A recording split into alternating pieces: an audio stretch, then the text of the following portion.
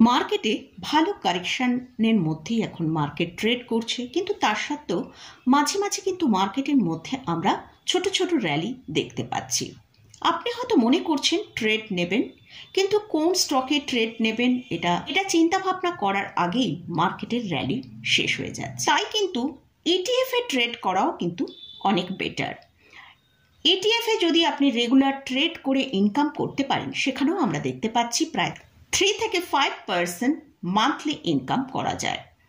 তাই কিভাবে regular ETF এ income করবেন আজকের ভিডিওয়ে সেটাই আলোচনা করব, এবং এর জন্য এখানে 4টে ইটিএফ এর কথা উল্লেখ করি, আমার এই স্ট্র্যাটেজিটা আপনাদের সাথে শেয়ার করছি। চলুন তাহলে ভিডিওটা শুরু করা যাক। আমি নিরুপমা, শেয়ার শেখো চ্যানেলের পক্ষ থেকে সকল ভিউয়ার্সদের স্বাগত জানাই। আর যারা চ্যানেলে ফার্স্ট টাইম ভিজিট করছেন, অবশ্যই চ্যানেলটা সাবস্ক্রাইব করে নেবেন আর পাশে থাকা বেল আইকনটা প্রেস করে রাখবেন। আমি ভিডিও আপলোড করার সাথে সাথে আপনাদের কাছে ভিডিওটা পৌঁছে যাবে। আর ভিডিওটা ভালো লাগলে অবশ্যই লাইক এবং শেয়ার করতে ভুলবেন না। তো আজকে যে সব ইটিএফ নিয়ে আলোচনা করব সেই ইটিএফগুলো হলো, ফার্স্ট হচ্ছে নিফটি 50 বিজ বা নিফটি ইটিএফ। তো এর কারেন্ট প্রাইস চলছে 256, 52 উইক হাই হচ্ছে 293.99, 52 উইক লো হচ্ছে 231। নেক্সট হচ্ছে নিফটি এফএমসিজি ইটিএফ। এর কারেন্ট প্রাইস চলছে 58.76, 52 উইক হাই হচ্ছে 71.80, 52 উইক লো হচ্ছে 53.12। আর নিফটি ফার্মা, এর কারেন্ট প্রাইস চলছে 20.89, 52 উইক হাই হচ্ছে 24.65, 52 উইক লো হচ্ছে 17। আর নিফটি আইটি ইটিএফ, এর কারেন্ট প্রাইস চলছে 35.45, 52 উইক হাই হচ্ছে 49.76, 52 উইক লো হচ্ছে 33.63। তো এই যে 4টে ইটিএফ নিয়ে আমি ডিসকাস করব, এর ওপরেই কিন্তু আমার স্ট্র্যাটেজিটা আমি আপনাদের সাথে আলোচনা করব। এর আগে একটা ভিডিও আপনাদের সাথে শেয়ার করেছিলাম, সেখানে 5টা ইটিএফ এর নাম উল্লেখ জিজ্ঞাসা করেছিলেন আমার এক ভিউয়ার্স। তো সেই ভিডিওটাই আমি কিন্তু আপনাদের সাথে শেয়ার করেছিলাম। আমরা যখনই ইটিএফ এ ট্রেড করব, অবশ্যই সেই ইটিএফ এ কীরকম রেগুলার ট্রেড হয়, ভলিউমটা আমাদেরকে ভালো করে বুঝতে হবে। তো এখানে যেসব ইটিএফগুলো নিয়ে আলোচনা করছি তাদের কিন্তু ভলিউম একটা হিউজ ভলিউমে ট্রেড হয়। তো এর সুবিধা হচ্ছে আমরা যেমন এই ইটিএফে আমাদের ট্রেডের জন্য ইনস্টলমেন্টগুলো লাগাবো, আবার যখনই আমরা একটা প্রফিটের পর যাতে সেখান থেকে আবার আমাদের টাকাটা রিলিজ করতে পারি, সেই দিকটা দেখার জন্যই আমরা হিউজ ভলিউমে যেসব ইটিএফগুলোর কাজ হয় সেখানে আমরা ফোকাস করছি। তো এবার হচ্ছে কিভাবে এই স্ট্র্যাটেজিটা কি, এই 4টে ইটিএফের মধ্যে কিভাবে আপনি পয়সাটা ট্রেড করার জন্য লাগাবেন, তো সেই পদ্ধতিটা আগে বলি। প্রথমে ধরে নিচ্ছি আপনার ট্রেডিং করার জন্য যে ক্যাপিটালটা রয়েছে সেটা 50,000। তো এই 50,000কে আগে আপনি 4টে ভাগে ভাগ করে নিন, কারণ এখানে 4টে ইটিএফের কথা উল্লেখ করেছি। তো 4টে ভাগে ভাগ করে নিলে আমাদের অ্যামাউন্টটা দাঁড়াবে 12,500। তো আমি এখানে সবই রাউন্ড ফিগারে নেব, তাই জন্য এখানে 12,000 করেই ধরছি। 4টে পার্টে আমরা রাখলাম।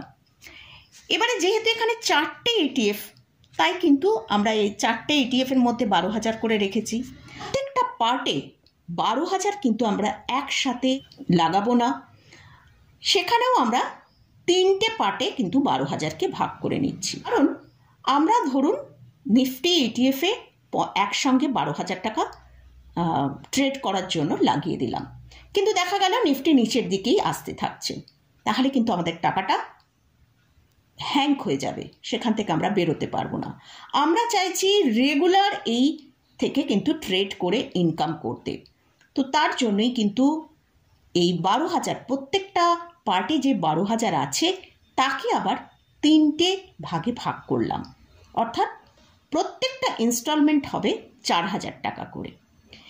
এবারে আপনি কিভাবে ইনস্টলমেন্টগুলো অ্যাপ্লাই করবেন, ধরুন প্রথমে আমরা নিফটি 50 ইটিএফের কথাই। এখন নিফটি 50 ইটিএফের কারেন্ট প্রাইস চলছে 256 টাকা। তো আমরা ফার্স্ট ইনস্টলমেন্টটা 4,000 টাকা এখানে আমরা ফার্স্ট ইনস্টলমেন্টটা লাগাবো। সেখানে আমরা দেখলাম 256 টাকা করে এখন কারেন্ট প্রাইস চলছে, তাহলে 15টা কোয়ান্টিটি ফ্র্যাকশানে ফিগারটা আসছে, কিন্তু আমি 15ই এখানে ধরবো। তো সেখানে আমাদের ক্যাপিটালটাও কিন্তু 3840 টাকা আমাদের ক্যাপিটালটা লাগছে। তো 15টা কোয়ান্টিটি আমরা বাই করছি, এটা বাই করে আমরা রেখে দিলাম। এবং প্রত্যেক দিন কিন্তু একটা একটা করেই আমরা ইনস্টলমেন্টগুলো বাই করব। যেমন আজকে আমরা নিফটি ইটিএফটা বাই করলাম। পরের দিন যদি দেখি যে আমাদের নিফটি ইটিএফ এখান থেকে 4% বেড়ে গেল, তাহলে কিন্তু আমরা সেল করে দেবো। আর যদি না বাড়ে সেটা আমাদের হোল্ডিংয়ে থাকবে। আমরা পরের সেক্টরটায় চলে যাব। যে সেক্টরটায় দেখব এখন একটু ডিক্লাইনে চলছে, সেই সেক্টরটার মধ্যে আমরা সেই সেক্টরের যে ফার্স্ট ইনস্টলমেন্ট সেটা পুট করব। তো আমরা এখানে যদি ধরি যে নিফটি এফএমসিজি, নেক্সট ডে আমরা নিফটি এফএমসিজিতে ইনভেস্টমেন্টটা করলাম, এই 4000 টাকার ফার্স্ট ইনস্টলমেন্টটা লাগালাম।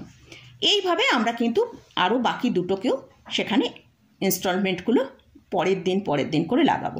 প্রত্যেক দিন কিন্তু একটা করেই আমরা ইনস্টলমেন্ট লাগাবো। এবারে আমরা এর সাথেই আমাদের ওয়াচ রাখতে হবে, আমরা যে এর জন্য অবশ্যই ভালো করে পেপার মেনটেন করতে হবে। আর যেখানে অলরেডি যেসব ইনস্টলমেন্টগুলো লাগিয়েছি তাতে যদি কোথাও আমাদের 4%-এর ওপর প্রফিট আসে, এবার সেটা ম্যাক্সিমাম আপনি 5% পর্যন্ত চিন্তাভাবনা করতে পারেন, কিন্তু এর বেশি নয়, কারণ আমরা এখানে টাকাটাকে রোল করব বারবার করে, সেখান থেকে আমরা প্রফিটটা আনবো। তবেই কিন্তু আমাদের ইয়ারলি শেষে আমরা 36% একটা প্রফিট দেখতে পাবো। তো যাই হোক, তো যেখানেই আমরা দেখব 4%-এর ওপর আমাদের প্রফিটটা এসছে, সেখান থেকে আমরা প্রফিট বুক করে নেক্সট আবার 3.1%-এর মতন ডিক্লাইন এলে তবেই কিন্তু আমরা আবার বাই করব। যেমন আমি এখানে নিফটি ইটিএফে 256 টাকায় বাই করেছি, দেখলাম নেক্সট কিছুদিন পর 3.1% ডিক্লাইনে এলো, আমার হয়তো 256 যেটা আছে সেটা হোল্ডিংয়ে রইল, কিন্তু যেই দেখলাম 3.1% ডিক্লাইনে এলো, অর্থাৎ 248 টাকার কাছে চলে এলো, সেখানে আমি আমার সেকেন্ড ইনস্টলমেন্টটা লাগাবো। এইভাবে আমাদের টাকাটা লাগিয়ে একটা পোর্টফোলিওর মতন তৈরি করতে হবে, এবং সেখান থেকেই যখনই আমরা দেখব 4%-এর ওপর আমাদের প্রফিটটা আসছে, সেখান থেকে বুক করে টাকাটাকে আবার রিলিজ করে রাখবো। এইভাবে আমরা Nifty FMCG, Nifty Pharma, Nifty ETF, IT ETF প্রত্যেকটা জায়গায় কিন্তু পার্টে পার্টে, মানে ফার্স্ট ইনস্টলমেন্ট, সেকেন্ড ইনস্টলমেন্ট, এইভাবে আমরা লাগাবো। এবং প্রত্যেকটা ইনস্টলমেন্ট, ধরুন আমি সেকেন্ড ইনস্টলমেন্টটা লাগালাম আইটিতে, সেটা হয়তো 34 টাকা 35 পয়সায় লাগিয়েছি। ফার্স্ট ইনস্টলমেন্ট 35 টাকা 45 পয়সা ছিল, সেকেন্ড ইনস্টলমেন্ট ঠিক তার 3.1% নিচে, মানে 34 টাকা 35 পয়সা হবে। তো দেখা গেল যে সেই প্রাইসের পর হয়তো উপরের দিকে মুভ করছে, আমরা কিন্তু সেখানে ওপরের দিকে মুভ করা যখন যাচ্ছে সেখানে বাই করব না, আমরা ওয়েট করব আবার 3.1% ডাউন হবে, তবেই কিন্তু আমরা বাই করব।